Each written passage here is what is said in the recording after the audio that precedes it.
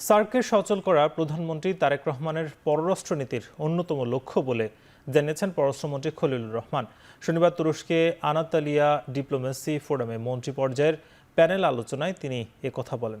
এ সময় সার্ক প্রতিষ্ঠায় শহীদ রাষ্ট্রপতি জিয়াউর রহমানের অবদানের কথা স্মরণ করে বিশ্ব দরবারে তুলে ধরেন মন্ত্রী খলিলুর রহমান।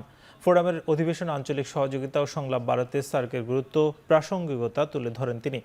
অনুষ্ঠানে বক্তারা বলেন, দক্ষিণ এশীয় অঞ্চলের দেশগুলোর মধ্যে সহযোগিতার বাধাগুলো অতিক্রম করার একমাত্র উপায় সংলাপ ও কূটনীতি। প্যানেল আলোচনার সাইডলাইনে পাকিস্তানের উপপ্রধানমন্ত্রী ও পররাষ্ট্রমন্ত্রী ইসহাক দারের সঙ্গে বৈঠক করেন পররাষ্ট্রমন্ত্রী খলিলুর রহমান ও প্রধানমন্ত্রীর পররাষ্ট্র বিষয়ক উপদেষ্টা হুমায়ুন কবির।